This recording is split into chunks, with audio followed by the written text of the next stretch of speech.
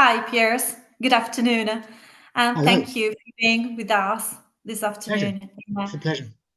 Having this conversation on OCD and this philosophical inquiry on Yeah. these experiences. So let's start just with a way to get familiar with you.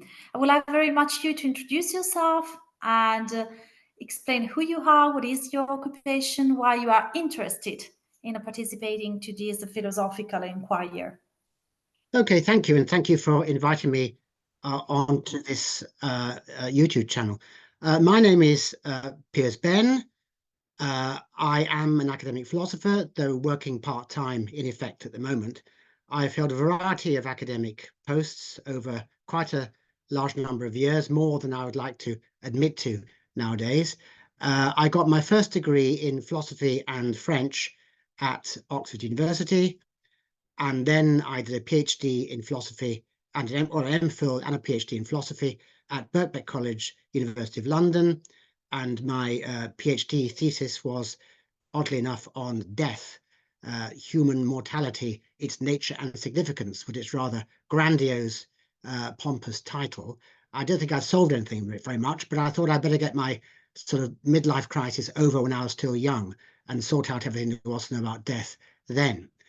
And I then proceeded to various, well, in fact, while I was doing my doctorate, I was doing various lecturing jobs. I had a 4-year lectureship in moral philosophy, as it was called then at St Andrews, Department of Moral Philosophy. That's now disappeared. It's now just the Department of Philosophy, merged with Logic and Metaphysics. I was then 6 years as a lecturer in philosophy at the University of Leeds.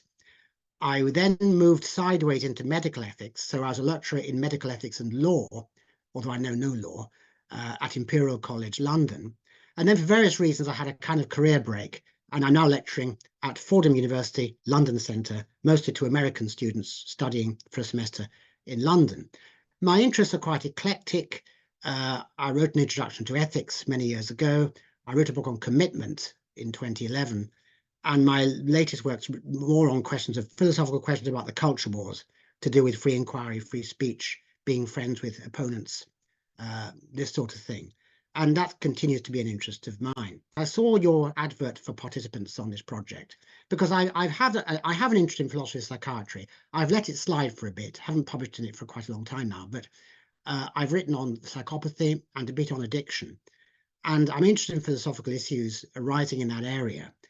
And OCD is something that caught my attention because it's something that I have had, I think, albeit quite mildly, but for most of my life. And I have had treatment for it in various times. I mean, about 10 years ago nearly, and then 7 years ago, and then again 2 years ago. And I have experience of this problem, although, as I say, not the most extreme kind of it, fortunately.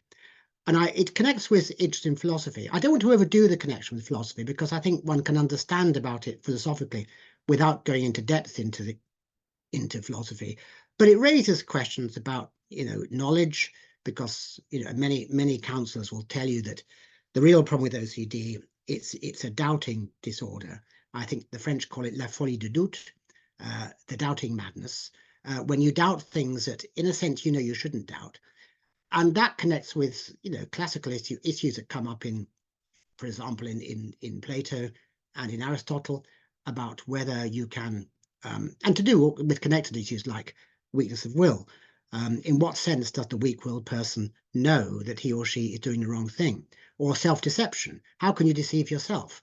That's a classic issue. You find it in Sartre, you find it in all sorts of writers. How can I both know and not know something? So I think there are interesting connections to be forged there. Again, I don't want to overstate it because I think that I'm not sure yet how much philosophy as such can help sufferers from OCD. I think many sufferers are quite cerebral and they know perfectly well what the problem is, and they can do the philosophy quite well. It's just they don't integrate it with the rest of their lives. But that's what got me to the project. As somebody with interest in philosophy psychiatry, albeit I haven't worked on it for a long time, and with experience of at least a fairly mild version of this problem. So that's how I got into it. Thank you for your introduction, extremely rich and extremely relevant for our project.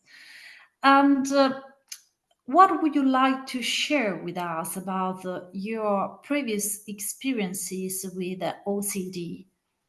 There is Yes, something in well, particular that you would like to share to start with. yes. Well, I think it's something. I mean, when I first started suffering from it, it wasn't really called OCD. This is a I'm old, and I think they tended to call it obsessional neurosis at the time, maybe reflecting the desire of some people to give a sort of quasi psychoanalytic understanding of it. I was never treated at that time, but I first noticed it when I was about 11, I think, when I found that I was anxious about certain things, anxious about dreadful things happening to people I loved, uh, and found myself doing sort of magical rituals to stop those things from happening. So in the early stages, I think it's connected with magical thinking. Not that I actually believed it, but I called them musts. I must, for example, touch this object, or I must, I don't know, I can't remember what the details were, but I must check something in a certain way. And otherwise, there might be some terrible disaster happening to my sister or my mother or something like that. And that was when I was about 11 or 12. And then I think it went into dormancy for a bit, but it came back even stronger when I was about 14 or 15. And probably there were the stresses of, well, traveling abroad. I was staying in France when it hit quite badly. I had all sorts of worries there. I had my school exams, so probably stress has added to it. But it was more connected with, I think less magical thinking. It wasn't so much trying to stop things happening, but more assuring myself that I didn't think certain things. So if I had a thought I thought was a wrong sort of thought, or even a quasi blasphemous thought, I found myself having to undo it in various ways, and that's been with me for quite a long time. Albeit it takes it has different manifestations. So, and it was mixed up at that age with a kind of morbid scrupulosity. And when I say scrupulosity, I didn't have a religious upbringing. I know scrupulosity is not always associated with religiosity. You can suffer from it without having religious beliefs. But my religious background is rather odd and mixed because my parents had both left the church. They weren't religious, but they sent me to a Christian boys' school because they wanted me to hear about Christianity from people who believed it, which sounds to make sense. And it was a good school, academically a very good school, and mostly reasonable people there. But I picked up certain ideas about things like hell and the devil and sin and things like that. It wasn't really the school. It was more sort of me. I don't know why. And I found myself reading strange fundamentalist books in the library after school and worrying about all the kind of things that I read there. Am I going to go to hell? What if I don't really believe? How can I believe anyway? And I think I was very worried at that age, 14 or 15, of did I accidentally pray to the devil? And if I had accidentally prayed to the devil, I'd have to get forgiveness from God for having. And of course, the forgiveness was never properly sought. And how did I know that? I know it got mixed up with all sorts of other religious doubts. I remember, and this sounds really eccentric and weird, and I can laugh about it now, but around that time, the first showing of the BBC series I, Claudius was airing on TV, and there's a hilarious episode when the Emperor Caligula thinks he's Zeus. He thinks he's a god, and he does all sorts of sadistic and bizarre things. I remember for about a week or two, I had this morbid thought: how do I know Caligula wasn't a god? And in that case, I mean, just because you're taught to believe in Christianity could just be your cultural background that leads you to believe that. If you've been taught to believe Caligula was a god, you'd believe that on equally good grounds. I mean, I wouldn't have expressed it in quite a sophisticated way then, but I think that was the thought. So I might worry, well, if I'd said Caligula was a sadistic madman, he might be very displeased with me and would inflict even more sadism on me. And it wasn't that I literally believed any of this. There were worries that I couldn't somehow, I was bothered that I couldn't disprove them. So it was mixed up with that. And around the same time, and this has stayed with me, I was very worried about harming people, but it would also inanimate, well, also animals or insects. It's not that I had any well-developed theory of animal sentience or animal rights. In fact, I still don't really. I'm quite agnostic about many of those questions. But I was very worried about treading on insects. Did I tread on an insect? If I did, I must go back to look for it and see if I can rescue it. And all the time I was seeing these insects that I might have trodden on. it was actually holding me up a bit, because on the way home from school, I might be, oh, that might have been an insect, so I better go back and check it. Or this earthworm, should I put it back in the soil? If I don't, I'm responsible somehow for it drying up or suffering. And of course, I didn't know whether it did suffer, but I better be on the safe side. So if it suffers, I should do something to help it. And that stayed with me in an odd way. I'm still, even now, I'm worried about there being insects in the fridge. You know, they might be cold. They probably aren't sentient, but maybe they are. I'm not quite sure. So I'm responsible for checking the fridge for insects. So harm OCD and responsibility OCD were large parts of it. And it also affects me now to the extent that I need to be certain I've got something right. So when I'm grading essays, for example, you know, you have to read an essay with reasonable thoroughness. I think we all do. I mean, that is a non-OCD duty.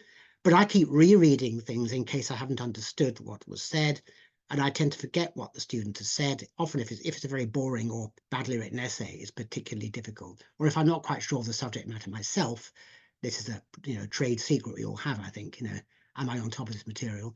And then making sure I've got the mark right. And then even worse, it's entering it properly, because how do I know I've got the mark aligned with the right student on the grade sheet? So I will see in an instant, yes, this is 65, this is for this particular person. But immediately I think, oh, but wait a minute, did I really see a 60 or was it a 50 I saw? And was it aligned properly with this particular student? And that can sometimes take minutes. Or I might redo it and redo it. And it gets tiring, it's exhausting, it causes anxiety, it causes procrastination, because I procrastinate these things because of the fear of the OCD kicking in. So those are the things that over time, I mean, it's developed since I was about 11 or 12, and it's showed itself in different ways, and it's waxed and waned, and I've had periods relatively free of it. But it still hits me. I still say it's mild. I had 3 bouts of treatment for it, the last time with a very helpful American organization called NoCD, or NOCD, No to Compulsive Disorder. They were very helpful about that sort of thing. Though in the end, you have to do the exercises yourself, and I've been slacking on that a bit. But I learned a lot about it. Even now, I spend my free time watching YouTube videos about OCD with specialist therapists. The whole thing's fascinating.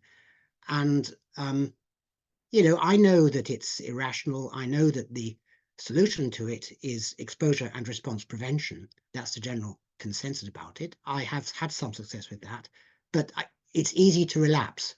So that's really where I am with this problem. It's not as bad as it was.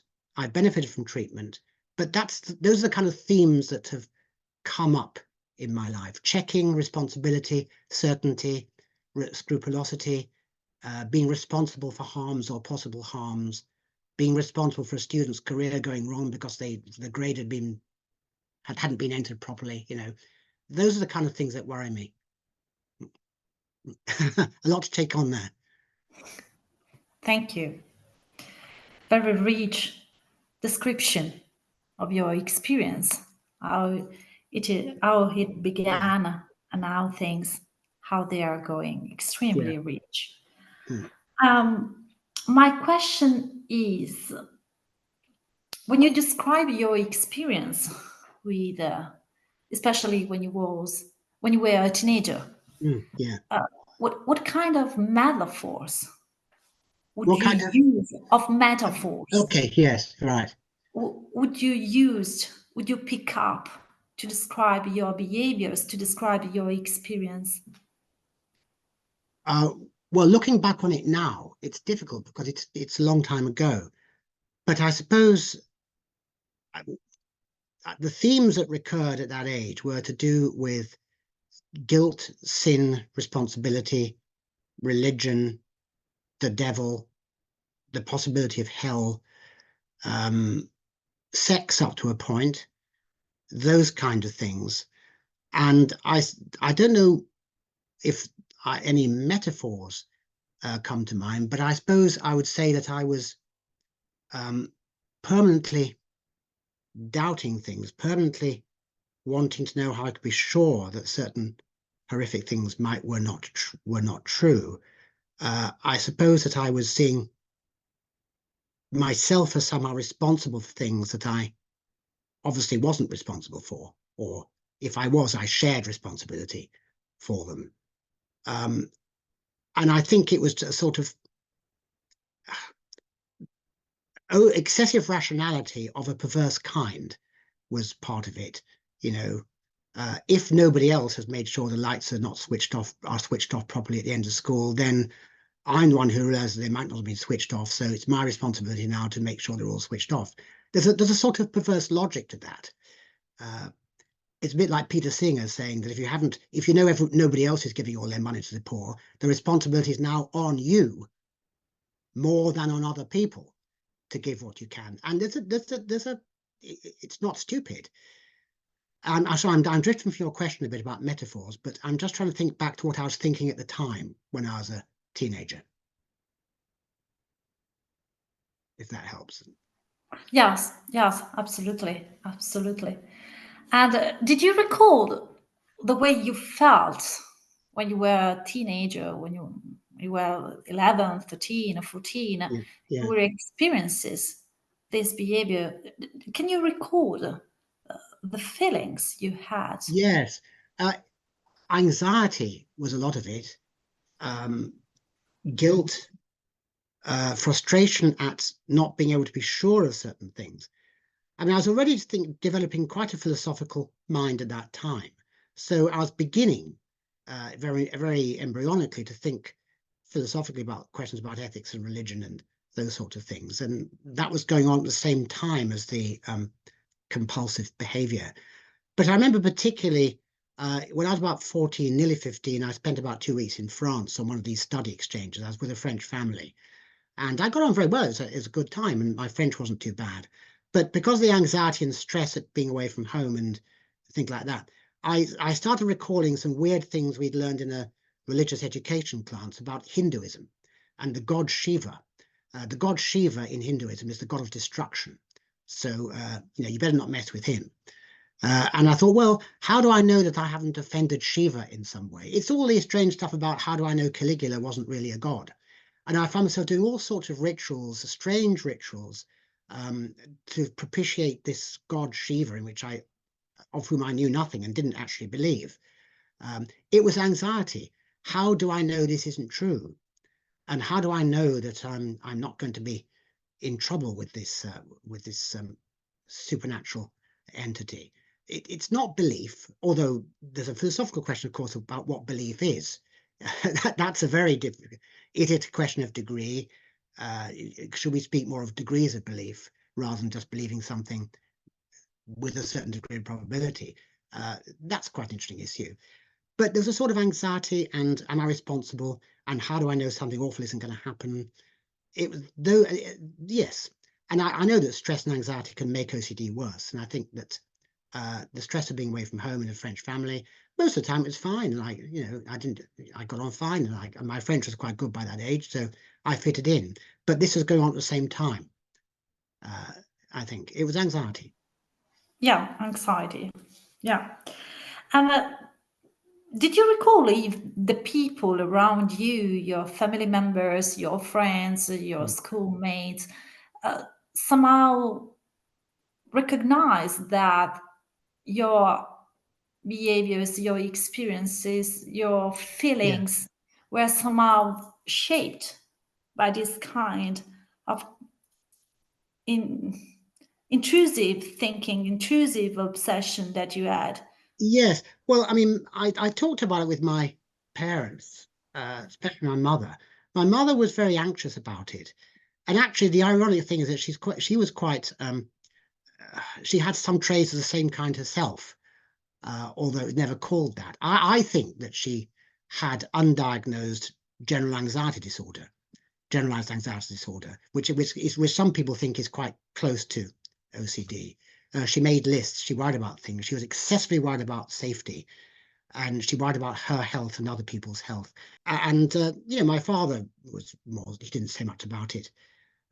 My sister used to tease me about it by inventing scenarios that I might trigger the anxiety. I think I probably came over as rather sort of over serious minded, over anxious, sort of vulnerable sort of teenager. Academically perfectly good in the subjects I liked, and socially fine as well, but with different sort of concerns to most of my classmates. Fortunately, I was articulate and I could make people laugh, so I didn't seem too weird. I mean, I probably seemed weird, but not as weird as I might have seemed. I think occasionally my classmates noticed me doing slightly odd things like checking insects. Yeah, and at that time, did you develop some strategies, some coping mechanism to deal with your experiences, with your behaviors, or you just were in the middle of all the things, and you were not the possibility to find how to cope with this Well, I tendency? think, as I say, in those days, I don't think as much was known about OCD as is known now. I don't think I'd never heard of things like exposure and response prevention, although I think it was beginning in the research at that time. People still sometimes thought in Freudian terms about it, though I never sought any treatment. I think I talked about it with my parents a bit, and I might have talked about it with friends. I can't remember. The problem with it, it sounds really weird and odd to describe it to you, but it wasn't really severe enough. It wasn't disruptive enough for me to obviously need treatment. I carried on with this inner life at the same time as doing my schoolwork and socializing and just growing up normally. These things happened in tandem. And I think they often can happen in tandem with these problems, unless they're really disruptive. It's a shame, actually, because I didn't seek treatment for OCD till 2014, when this sort of thing in different forms was bothering me enough for me to seek treatment. And at that age, I mean, it had been going on a very long time, on and off. I did get a kind of diagnosis. I had a useful 1 hour with a consultant psychiatrist about this, who clearly thought there was something to worry about, because she referred me to quite a helpful psychotherapist who specialized in this problem. So I suppose to that extent I have a diagnosis, but it wasn't actually till then, 2014, when I actually talked to any professional about it. And it's a shame, because I think if I'd actually talked to somebody competent earlier on, it might have been quite helpful. Apparently, many people with OCD leave getting a diagnosis a very long time. I left it a very long time indeed. But you hear stories of people who live with this condition for 10 or 20 years before they really think they could benefit from help. Yeah, yeah. And can you record if somehow you feel ashamed about your thoughts and you were not able to talk, for example, about your friends? Oh, yeah, I don't think was I ashamed? I wasn't ashamed to have OCD. And I wasn't ashamed to seek a diagnosis. I thought it was something that's a bit wrong with my life that I could try to fix. I think I wouldn't have talked to I'm just trying to think back to my school days. I think some of my friends noticed things about me they found a bit eccentric. Like if I was checking if I hadn't trodden on an insect, or if I was, checking the lights after school, or this sort of thing. That probably got noticed a bit. But I was perfectly functional in most other respects. I fitted in, I had friends. I was very good at certain subjects, although not at others. I was quite lazy. I mean, I didn't work at subjects I should have worked at, and I could have done better if I had. But it was just in this sort of respect that I was a bit unusual, I suppose, compared with other people. But not unusual enough. Alas, my narcissism might tempt me to think I was very unusual, but I probably wasn't that unusual. So I think I fitted in reasonably. And especially in the sixth form, things got a bit better, and I was doing something I like doing. Yeah, And so, yeah. But yeah. yes, I think some friends probably did think I was a bit odd, with some justification. What do you wish people knew about your experiences at the time? About my experiences, or Yeah. just that experience in general. Yeah, starting from your experiences and then moving to the experiences in general. From your point of view, from your perspective, what do you believe Yes, people knew about these experiences?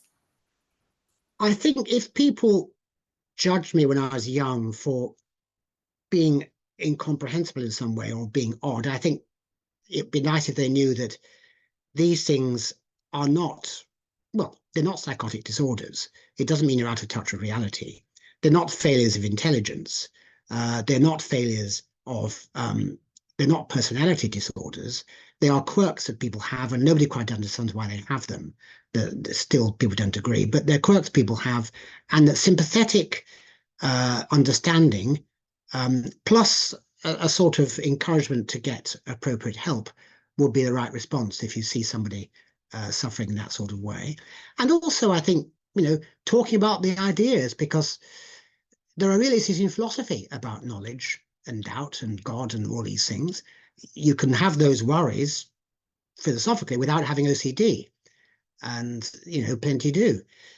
And I think, if I met somebody with somebody of 14, 15 whom I suspected of having that problem, I would try to say, oh, this is very interesting. So why do you think this might be true? And I agree with you.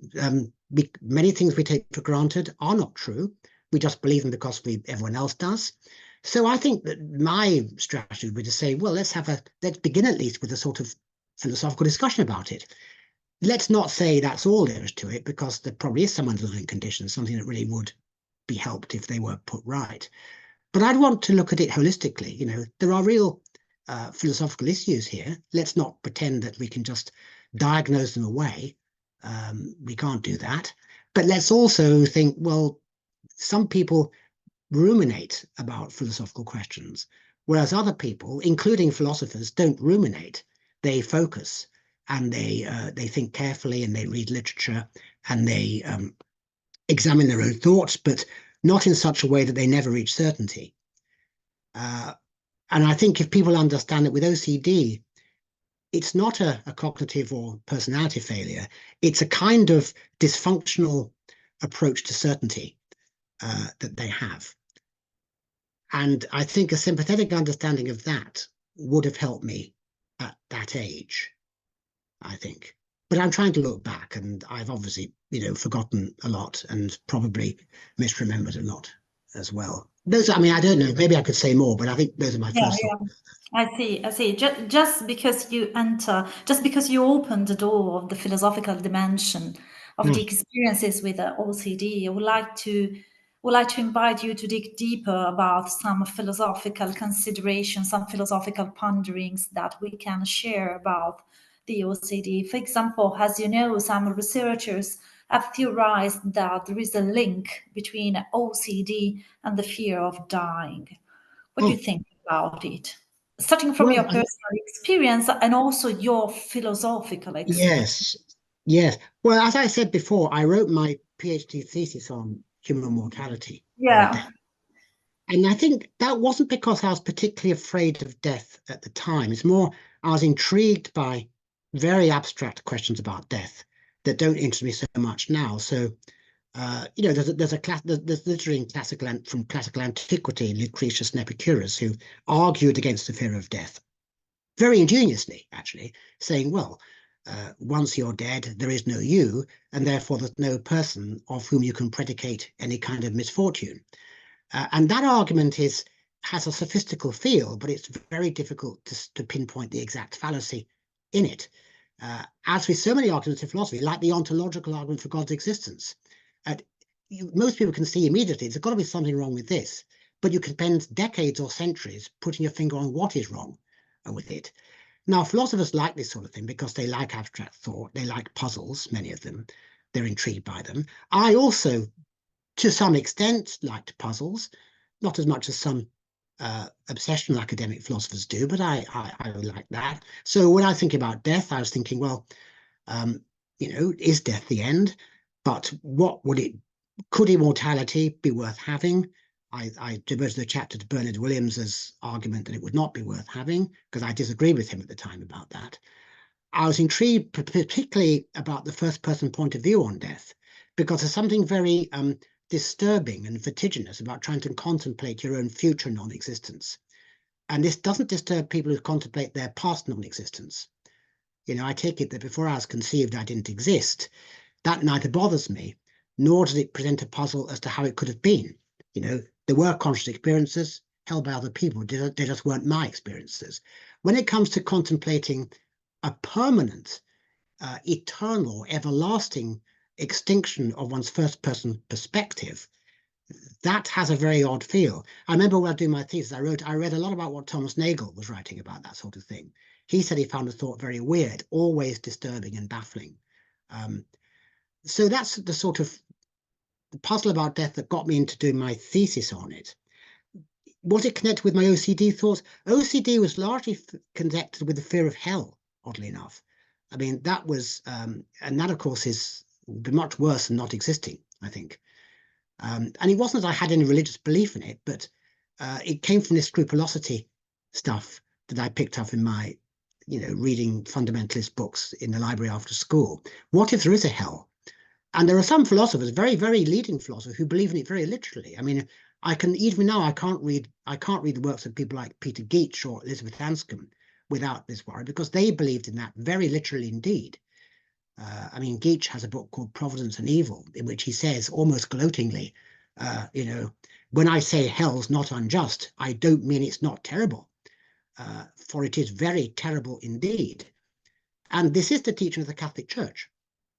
I mean, it really is. I mean, you don't hear much about it. So I thought, well, how do I know this isn't true?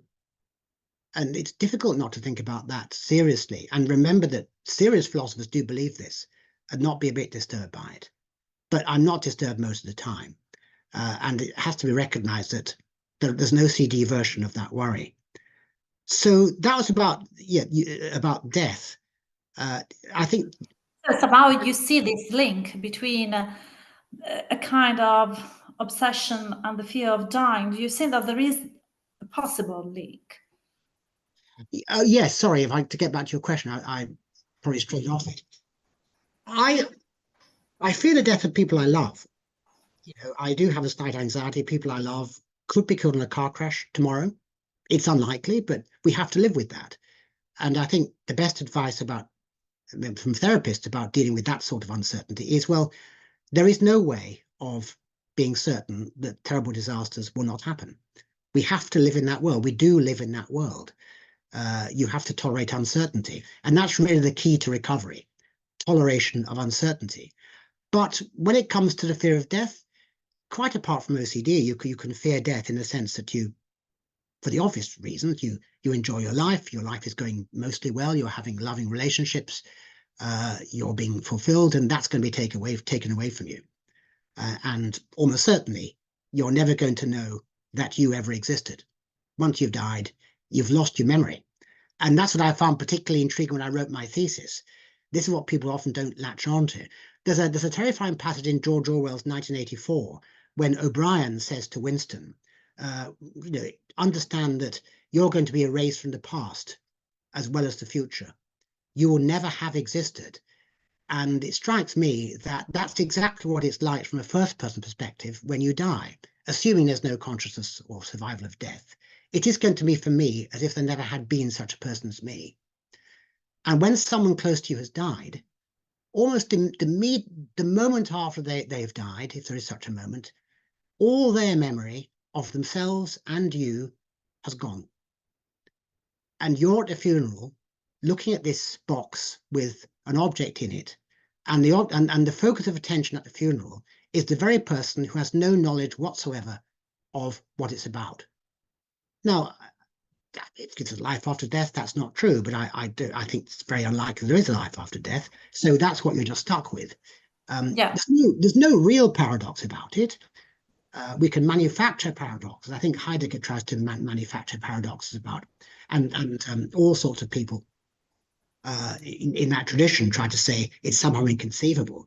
But from a third-person perspective, it's perfectly conceivable. I'm just not going to be there in the world. Other people are going to be. They're going to be at my funeral. There's nothing remotely paradoxical about that.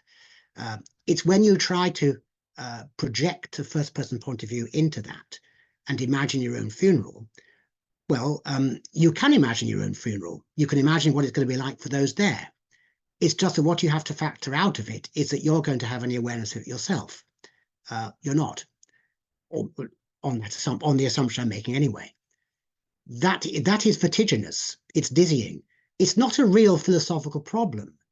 I think problems are being manufactured out of it. I think even Freud says something that suggests he thought there's a problem with it philosophically. But absolutely, There Yes. isn't. There's going to be a world, there are going to be people in it, they're just not going to contain me. Problem? Well, philosophically, of course not, any more than before I was born or I was conceived. But you have to accord some sort of respect to the first person perspective. And that's what I was trying to do in my thesis. Not very successfully, but that's what. And the fear of death, I think, is, apart from the fear of the afterlife, which is something different, it's the fear of annihilation, that this stream of consciousness that I associate with me. I know, of course, that Derek Parfit and his friends might say it's not quite like that, but there is at least a chain of connectedness and continuity that's going to be ruptured when I die or shortly before. That's going to cease. There's going to be no person who identifies with me correctly in the future. You have to live with it. Yes, yes. Before you say a keyword, you pronounce a keyword which is extremely intriguing for me. The experience of certainty. Of And the certainty. fact, yes. Yeah. So the fact that somehow we can find a kind of link, a kind of connection, a kind of relation of OCD and the desire to experience complete certainty Yes. of the world, about who we Yes. are, about Yes. our beloved ones. Do you think Mm. it's possible? Do you think it is really what happens? What is what happens, that we can't. This kind of link between the OCD All right. experiences and the desire, the full desire of experiencing certainty. I think some people do experience certainty subjectively. And there's one very good therapist online who says, well, only fools are certain of anything. It's, of course, there are certain things, by the way, I am certain of. I'm pretty certain I'm talking to you over Zoom now, though I might wake up, who knows, and it'll turn out to be a dream. So yes, obviously in an everyday sense, there are things we are certain of, even though we can't say how we are. But there are other things that we can't be certain of. I'm not certain whether or not God exists. I think he probably doesn't, but I can't be certain of it. I'm genuinely uncertain philosophically about things like moral realism. I don't think I've even understood the question, or libertarian free will. I suspect those things are, uncertainty about that comes not necessarily, or probably not from OCD. After all, most philosophers don't have OCD. I think it's more from conceptual complexity of the question, and the sense that we don't actually understand what the question really is about free will, and about other things too. I mean, and other things we might be uncertain about sounds frankly bizarre, like, are numbers real? Well, in some sense they are. We talk about them, we think about them, but what does it mean to say they're part of the fabric of the world? What would that actually amount to? I haven't a clue. And I'm puzzled that people think there's a substantive issue about it. Maybe there is. It's beyond my philosophical interest or ability. So there's certain things that we're unlikely to achieve justified certainty about, due to the nature of philosophy, due to the nature of philosophical complexity. And many arguments in philosophy are like that. I'm puzzled about how certain people in the field have the kind of certainty they do about philosophical positions, like moral realism or libertarian free will, but it's never seemed to me, maybe it's just I haven't thought about it enough or I'm not bright enough, quite possibly, but it's never seemed to me that they're justified in having that sort of certainty. But then the question is, should that bother us? I'm not that worried about moral realism, because I think one can have moral commitments without it. Of course, that itself is a question, but my own position is that we can have first order moral commitments, leaving aside questions about what it would be for them to be objective or real. But there are certain things, like to do with substantive ethics, normative ethics, to do with religion, that we perhaps can't be certain about, but which we have reason to want more certainty about. I think it would be good to have more certainty, more justified certainty about what my moral duties are to animals, or to the starving, or to people I'm never going to meet. It's worth looking for, it's worth inquiring into those questions and hoping for a greater degree of certainty. But probably you should accept that whatever position you reach on those questions, there's going to be somebody at least as clever as you, who's going to say something different. And that's just what you find in philosophy. That's what's quite remarkable. I mean, it Yes. holds up my publication. It holds up my publication in philosophy, actually, because, whatever you read, however convincing it is, there's going to be somebody else who doubts it. And indeed, within philosophy, there's a fascinating dialogue about peer disagreement.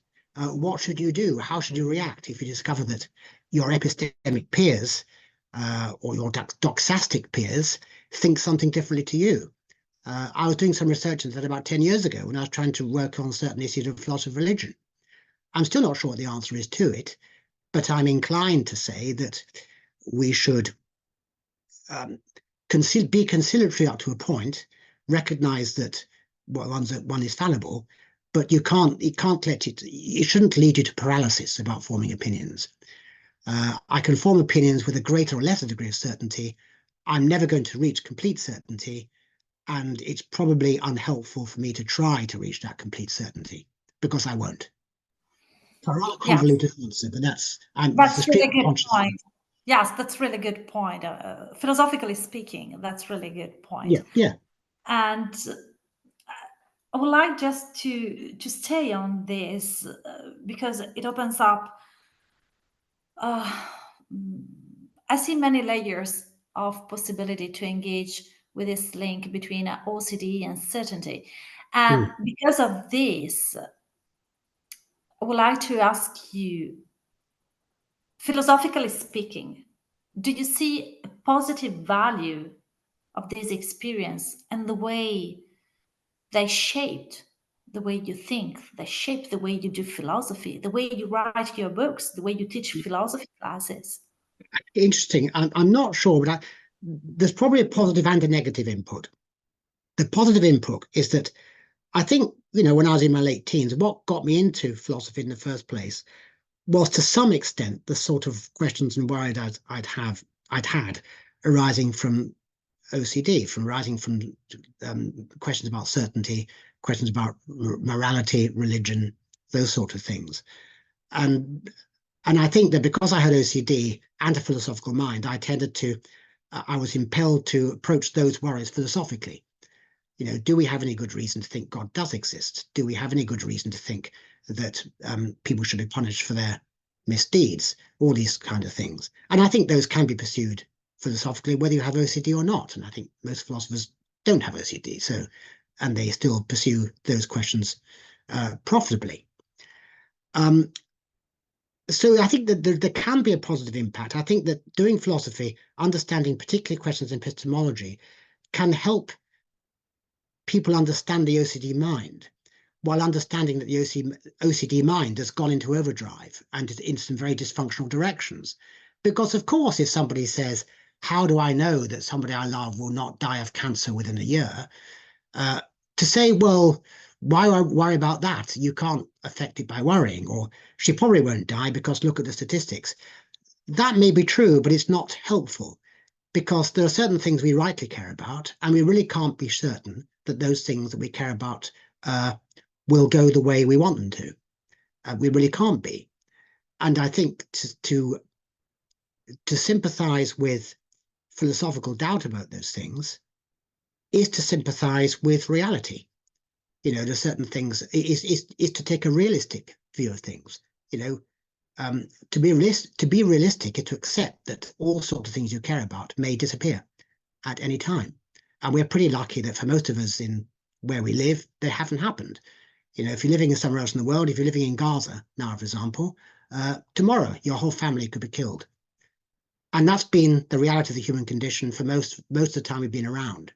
It's a pretty grim story, the story of the human race, really. Thomas Hobbes' phrase, nasty, brutish, and short, that's the reality for most human beings most of the time. And I think that we are in danger of going into a kind of denial about that. Mm-hmm. I think a really interesting philosophical question is how to cope with uncertainty about the horrors of the world, about how to respond philosophically to suffering, especially suffering we can do nothing about, both our own and those of other people and of distant strangers. How to react philosophically when you know that you're living in a very privileged, fortunate position and most other people aren't. To what extent should we empathize? Should we say, well, empathy won't help, it's just distraction? Those, I think, are real questions for epistemology and for ethics. When OCD comes in, I think, well, you could, of course, argue perversely, if you like, that OCD is a philosophically good solution to these problems. You could, I can imagine somebody arguing this position, that the only sane people are those with OCD. In times I've had sympathy with that position. On the other hand, what you notice with OCD, putting a sort of psychiatric hat on, is that people with OCD are never satisfied that they have enough certainty.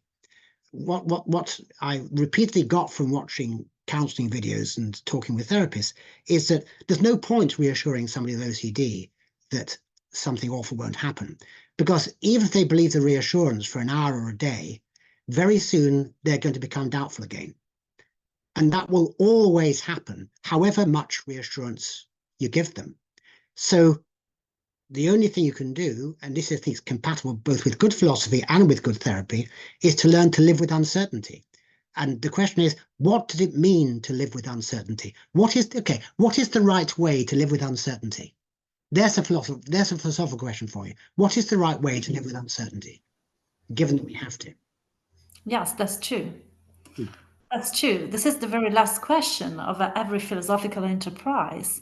Yeah. And if I may use a metaphor from Wittgenstein, this is how we can find the way to let the fly out of the bottle.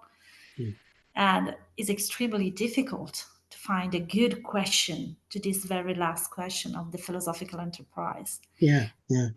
Starting from this very last consideration, I got a very last question for you, which is, starting from your lived experience with OCD when you were a teenager and with your philosophical competence,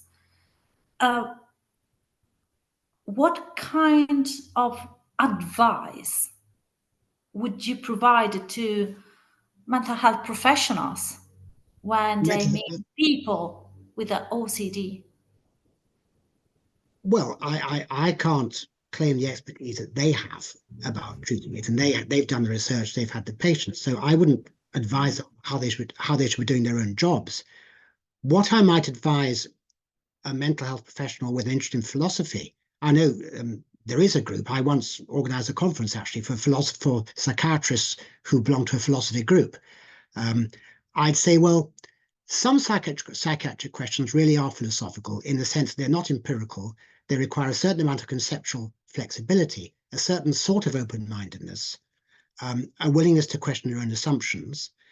And in the context of OCD and other anxiety disorders, a willingness to see that there's a sense in which sufferers have a kind of grasp on reality that maybe some people don't. A grasp perhaps on the nature of and awfulness of suffering, of uncertainty, of ethics that most of us just try to shut out. And I think the only thing I would try to say to both philosophers and mental health professionals is we have to find a way of accommodating ourselves to an adequate degree of certainty that falls short of complete certainty about things. And since truth must be indivisible, that's the great reassurance of logic. All true things are consistent with all other true things. Anything that's truly said by philosophers, that's been reached by appropriate mechanisms, is compatible with anything else that's truly been said by therapists and psychiatrists, assuming they've used adequately reliable mechanisms to reach their truths. So we come to certain truths about the human condition and how to live a good and satisfying and loving and reasonable life that must somehow integrate the best that philosophy can do and the best that psychotherapy or psychiatry can do. They're different disciplines, obviously. And that leads me up to the question I mentioned a moment ago that just came to my head. What is a reasonable or right or warranted way to deal with uncertainty about genuinely terrifying things? How do we do this? We have to admit that uncertainty has to be part of the human condition, particularly about death and suffering and those things. We have to live with it somehow. OCD person would say, well, the only way to live with it is with terror and with anxiety, because that's the only thing that reflects the reality. I might die tomorrow. I could die of something awful. There might be a hell, all these sort of things. So you ought to live with that anxiety. Well, I have no way of refuting that. All I can say is that the sort of systems that take suffering seriously and try to abolish it, and that take religion seriously and try to overcome evil, are also the systems that offer reassurance where it's appropriate, where it's possible. So it tells you, look, there are good people in the world. There are loving, kind people in the world. They're there to help you. You can become one of them if you want, if you try. You can become a helper. You can become somebody who reaches out to others in understanding and tries to be with them, if you like, in their uncertainty and in their fear and suffering. And if you want a sort of moral mission for both moral philosophy and psychiatry, it might be that, to be with other people, not sentimentally, realistically, but with other people in their suffering, and share the uncertainties and anxieties of life with them without denying them. Now, that's not a very well-formed thought. It's just come to my mind as I was talking to you. I hadn't premeditated it. But we're trying to integrate the perspectives of philosophy, the best of philosophy, and the perspectives of the best psychiatry and psychology, and because truth must be consistent with all other truth. We might want to go in that direction. When I'm feeling anxious, for example, one thought I find very, very reassuring is, look, whatever the world's like, there are good, practical, kind, understanding, patient people around. They are there. They do exist. And you can become one of them. That's very helpful. Thank you. That was extremely beautiful. Thank you very much, really. Thank you. Your last ponderings were particularly inspiring, both for philosophers, I would say, but also for mental health practitioners, and especially for ordinary people who can live with OCD experiences and struggle with the pain and suffering. Yeah, you're probably still recording, but I don't know. I mean, I'm thinking aloud because I tend to sort of think about 5 or 10 moves ahead when I'm thinking. It doesn't always come together in a coherent argument. But what I want to do is, philosophy sometimes bores me. I don't always want to do philosophy. For a long time I thought I'm in the wrong job. Why am I doing this? At the same time, philosophy is larger conceptual analysis, not entirely. You're trying to think rigorously with correct inferences and with examinative assumptions and with creative thinking as well. It's a lot of it is creative. You can think creatively about the human condition with all the awfulness it contains for most people most of the time, and try to think of a way of living with it without denying it. And I think the best psychiatry does that too, and psychotherapy. And the old advice, whether it's the Stoics or Christianity, in the end, the old advice is to do with love. In the end, all come together there. Yes, which is extremely difficult. It's very, yeah. This is a challenge with a capital C. It's very difficult, and it's also important not to slide into sentimentality. No, absolutely. Because I've been writing about sentimentality recently. I haven't got it together, but there are dreadfully sentimental versions of love and compassion. You find it all over the culture wars. You find it all over the place, where there's a kind of simulacrum of concern and empathy that's really about oneself, about oneself as a loving person, rather than as somebody humbly trying to find out what other people are about and trying to help them if they want it and if you can.